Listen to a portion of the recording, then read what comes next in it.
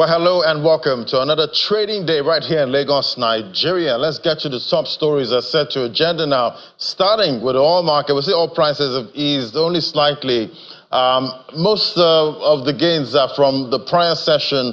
We've got that back, due to mounting geopolitical risk after the fall of Syrian President Bashar al-Assad. And we see 0.4% down. That's for Brent, $71.82 a barrel. And the early Asian trade today, $68 smack on for WTI US crude, 0.5%. That's 0.5% down. We see both benchmarks there did climb more than 1% on Monday, but we're not seeing that momentum continue this week. So we'll keep an eye on this market. Now, for the FX market, yesterday, the Naira traded within the range of about 1,400 to 1,600 Naira. Then we see a drop there, 0.23% for the NFM window there, 1,538 Naira. That was a close from 1,535. So at this point, this is looking like maybe a new range, but we'll see if that trend holds. 0.66% gain for the NAFEX window, 1,542 Naira. No, we're celebrating that monster run we saw last week. So we're watching if it continues for this week.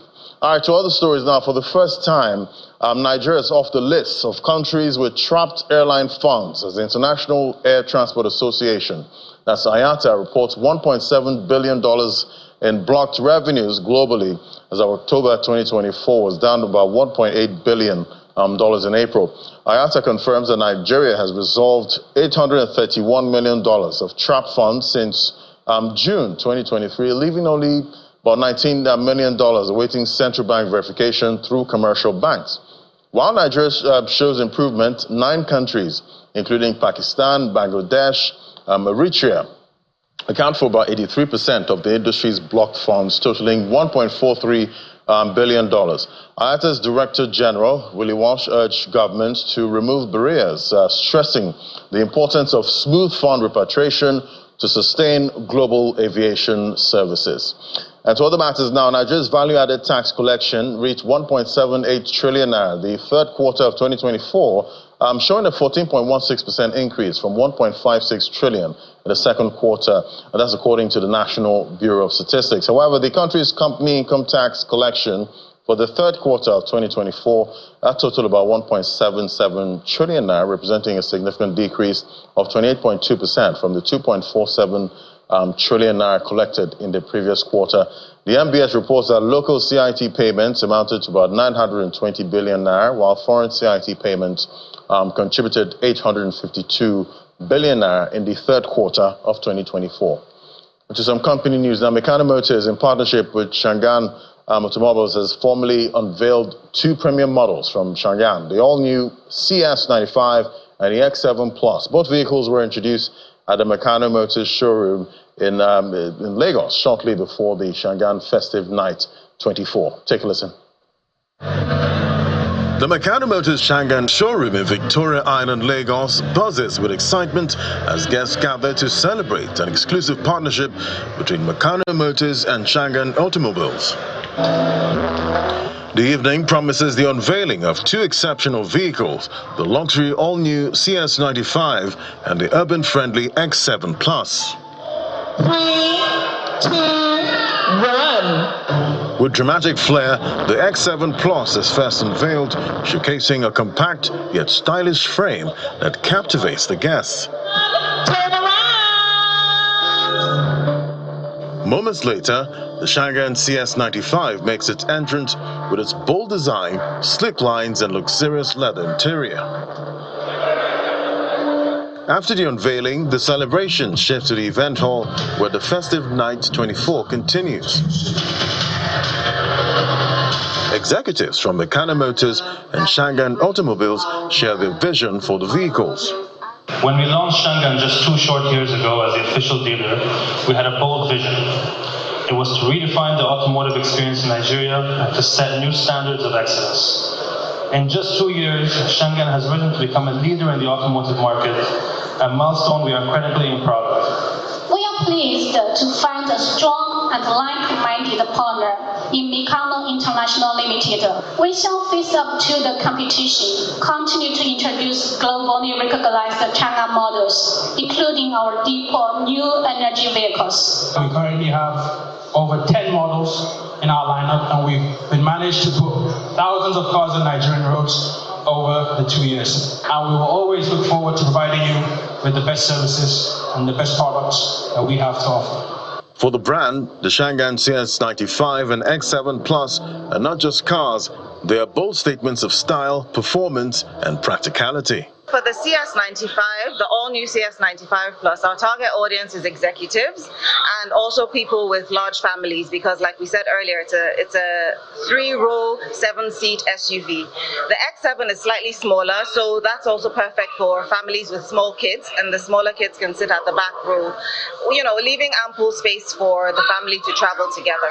Mikano is definitely one that stands out. I just want to say thank you. Thank you for always taking good care of me. I say it all the time that Mikano is family. The Shangan Festive Night 24 is more than a launch. It's a celebration of automotive excellence.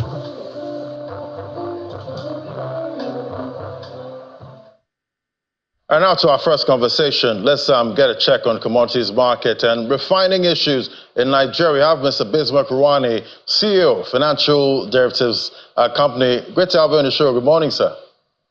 Good morning. Thanks for having me. Yeah, so before we go deep into the commodities now, let's talk about refining at this point. So much ado about blending and refining oil. And, you know, we heard the NNPCL boss, Mr. Mele Kyari, saying blending is not illegal. How are you seeing it? Well, to be honest with you, let's go back and understand. December every year, there's always queues. There's always anxiety as to whether there'll be enough petrol, and we don't know whether we'll be able to travel by road home for Christmas.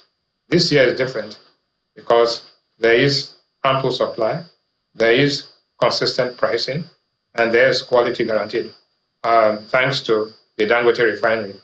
What is happening in the NNPC refinery, which claims to be producing 60,000 barrels a day? We do not know. Some people say it's old wine in new bottles. Some people say it's old wine in old bottles. But the truth is that we do not know whether it's blended and whether it's unblended. But like the saying goes in Chicago that says that if it doesn't matter whether it's a white cat or a black cat, as long as it can kill mouse, then it's a cat.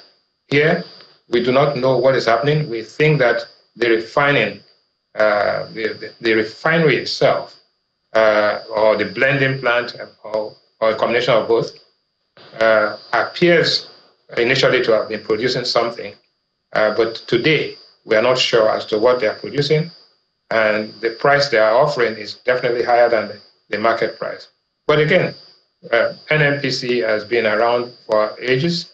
The truth is that, you know, except you reform that institution, even if you get the plants to start working, it won't take long before they get back to the same situation because there is a management problem there rather than a production or a pricing problem. So, quite frankly, the good news is that the Dangote refinery, the modular refineries, and to some extent, even other sources are producing enough kerosene, jet fuel, enough diesel, and enough petrol. As of this morning, the price of petrol at MRS is 1065.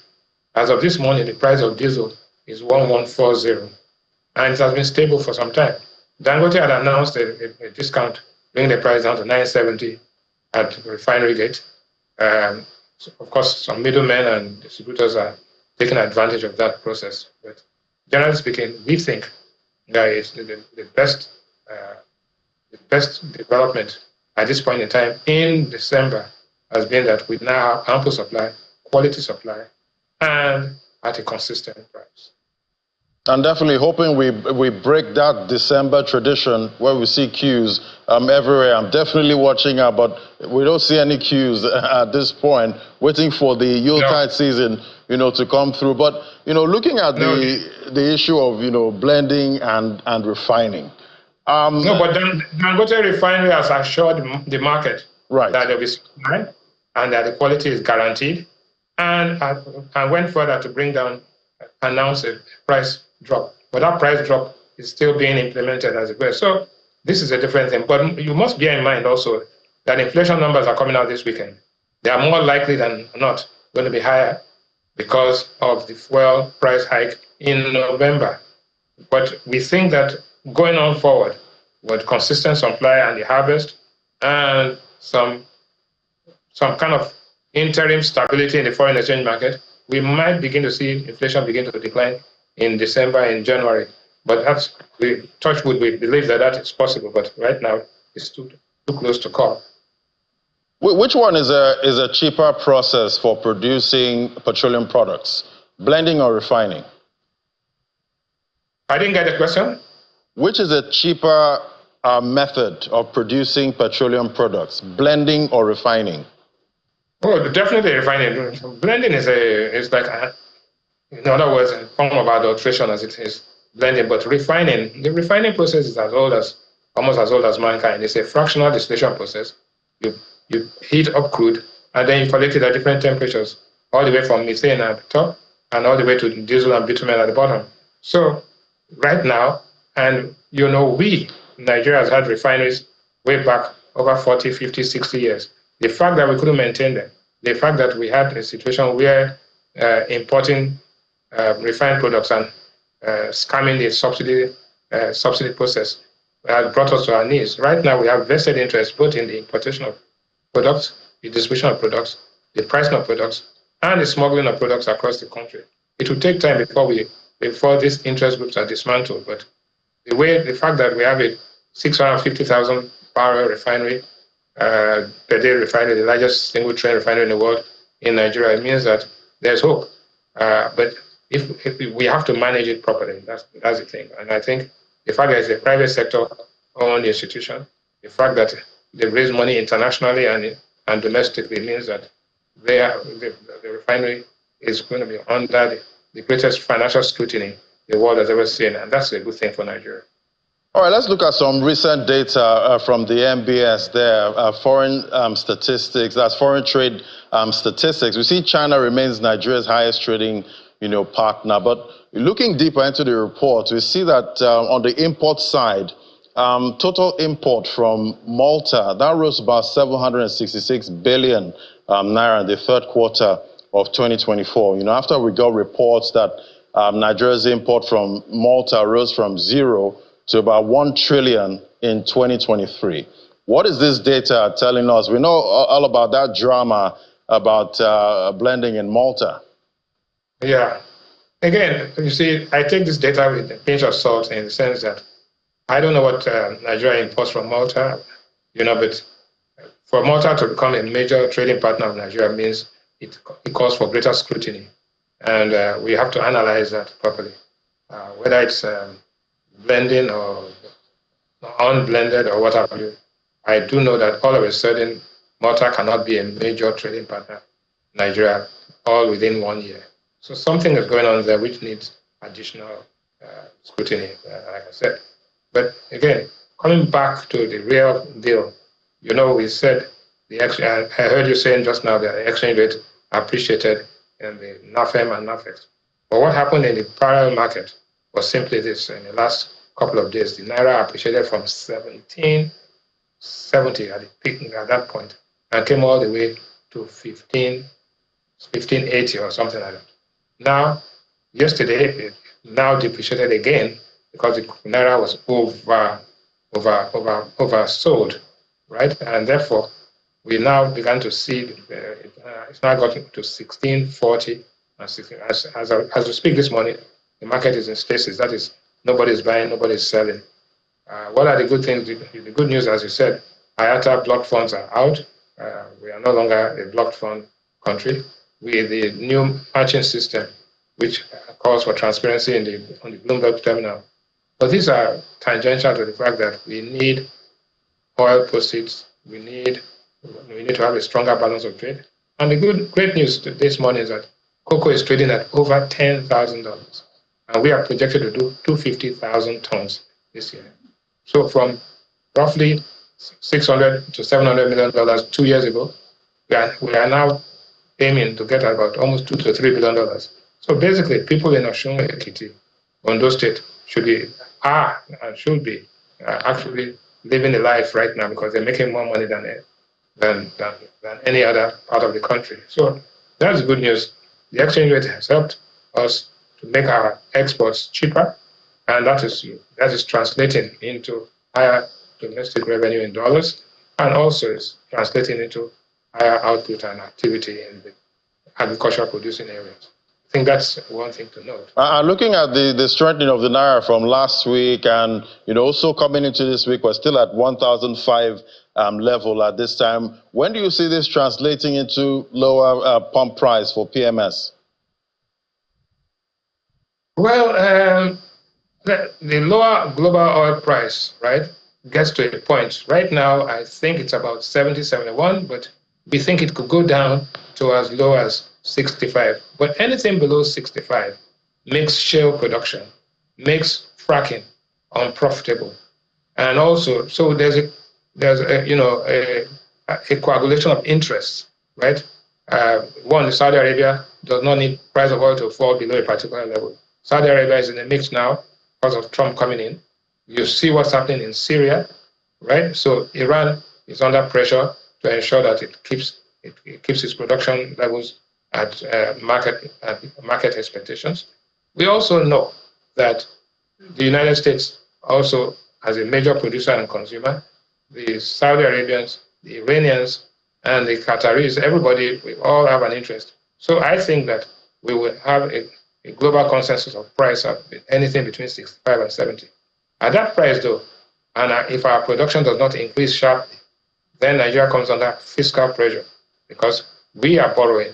We just raised $2 billion. We're going to the market again to raise additional money at very high interest rates, 10.5, 10.7. Now, if that happens, our exports to debt service to export ratio will increase sharply, and that will leave very little money on the table for us to support the naira in the market. So it's a catch-22 situation. The lower price of oil means that PMS price will go down, but at the same time, it means that Nigeria's export revenues and monies used to support the currency will not be that buoyant. If the currency weakens, then inflation comes back in. So we are between a rock and a hard place here. But generally speaking, 2025 should be better than 2024. At this time last year, inflation was at 28%. At this time last year, the naira was trading at about 1,110.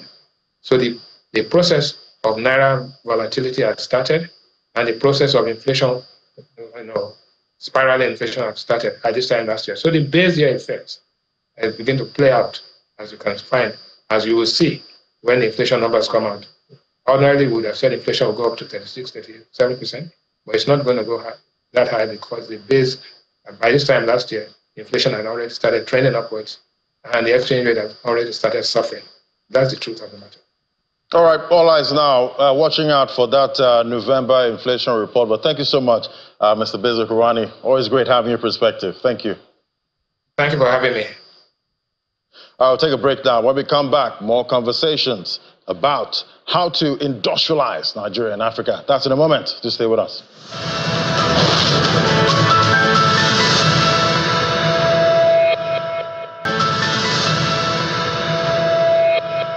Welcome back. Well, Africa is on the cusp of an industrial renaissance with ambitious goals like Agenda 2063, setting the stage for transformative change. However, realizing these aspirations required meticulous planning and execution.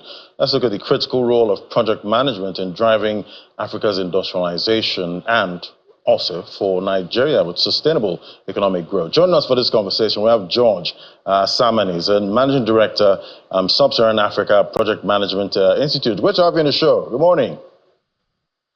Good morning. Thanks for having me on the show, and good morning to the viewers as well. Fantastic. So I'm sure you've been following the conversation about Nigeria's refining agenda at this point. So talk to me about the importance of project management. How essential is it for Africa's industrialization efforts, and how can it help address challenges facing countries like Nigeria in achieving sustainable economic growth? Yeah, it's critical, is the short answer. But just for context, especially for the viewers, PMI Project Management Institute, we're a world leader in providing project management standards, training, and certification. We work with governments, organizations, and individuals all around the world to help to improve this skill or this discipline of execution, which is what project management is. So for instance, if you have a vision or if a country has a vision or strategy, how do you or how do they execute it in the best way possible to ensure that the results that you want to see are the results that you get? In other words, ensure that you get the value worth the effort and the expense that you put into it. So really fundamentally, we're all about providing the skills to get you from A to Z in the best way possible. And of course, we also serve the youth because for PMI, especially in Africa, the youth are incredibly important. And so what we do is we provide the foundational skills to be able to prepare the youth for the future. Coming back to your question about why project management is essential for Africa's industrialization. Really, industrialization, as you've been talking about in this segment and the previous one, is absolutely, really it's a way forward for continents and countries to develop. I don't think I've seen any country achieve sustained prosperity without industrialization. And when you take a step back and look at what is industrialization, really in simple terms, it's essentially a portfolio of mega projects. And so you need the technical expertise, you need the project management expertise to enable the execution of these projects or to enable the successful delivery of your industrialization plan. In other words, project management is the framework that turns the potential of an industrialization plan into the reality of that. On the flip side, the risk of not having excellent project managers in your industrialization plan is that they may be misalignment in terms of what the plan is and what is actually delivered, inefficiencies, a lot of waste, stall progress, and this really can undermine your industrialization efforts as an economy. So yes, project management is absolutely essential for Africa, and in the case of Nigeria, of course, Nigeria as well. And what would you say? What would you say about those that are charged with the responsibility of delivering projects? In countries like Nigeria, to make most of these projects more efficient. What do you think is the skill they need to learn? At this time, because most of these countries have so many agendas at this point. We're trying to get Nigeria to a $1 trillion economy. How can we make this work? Yeah, that's the beauty of project management. People call project managers the silent superheroes because the work they do is incredibly important. And there's a lot in their skills portfolio. Some of those skills are stakeholder management. You gave some examples of some of the challenges. And those involve dealing with different people in different parts of an organization or in different parts of the ecosystem. Project managers should have the ability to deal with extremely senior stakeholders, whether you're talking about country leaders or whether you're talking about people within the same realm of responsibility or even subordinate. So there's definitely a skill set around stakeholder management or people management and influencing, because it's the influencing that helps to drive the right decisions, which leads to the right actions. And that's just one of many skills. Other skills, of course, they're technical skills that every project manager should have. And of course, there's a group of skills of what we call business acumen within our learning and development framework. Business acumen really looks at, as a project manager, do you understand why you are delivering the project that you're delivering? Do you have the context? If you're responsible for delivering this bridge or this oil refinery, do you understand the importance of delivering it on time, on budget, or within scope? Do you understand the value that you expect to deliver? And what is the impact on the community or the economy if you do not deliver that value?